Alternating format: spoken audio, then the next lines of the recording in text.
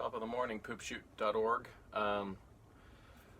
Leafs road trip went towards the West Coast last night with a stop in Vegas.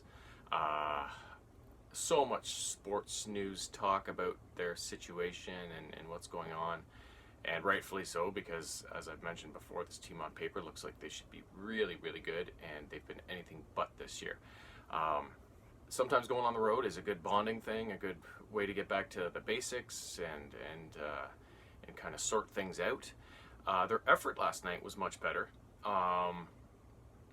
Their D was a little tighter.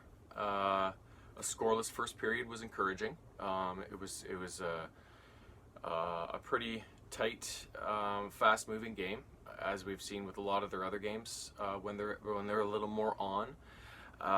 But again, in the second period, they fell behind 1-0.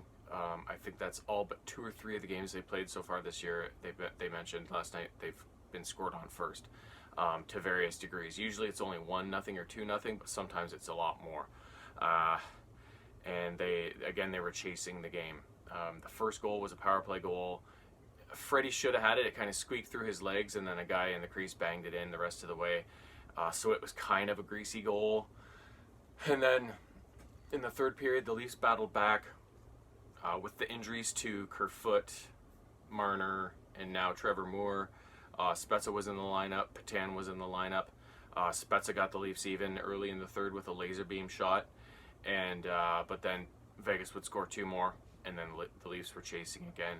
And although they another rocket of a Spezza shot later in the third period that hit off the post and got banged in, would get the Leafs to back within 1 at 3-2.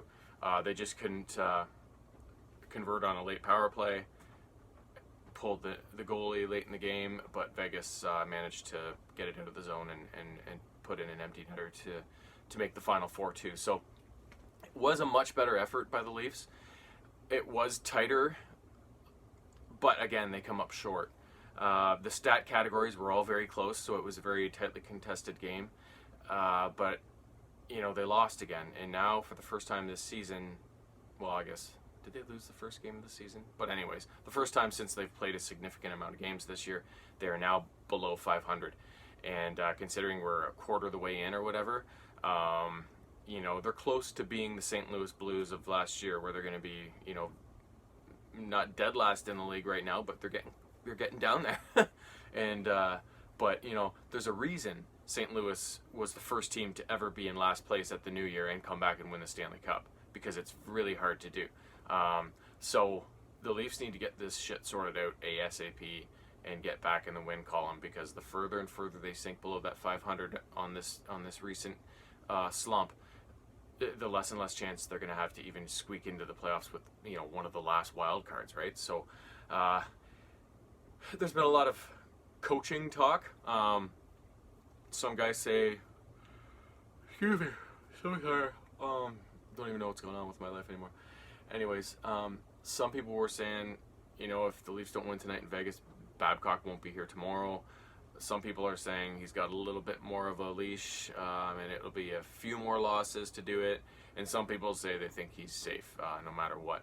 I don't know what to think, because there was always that rift between Dubas and Babcock that was always reported on, right? They didn't see eye to eye on things.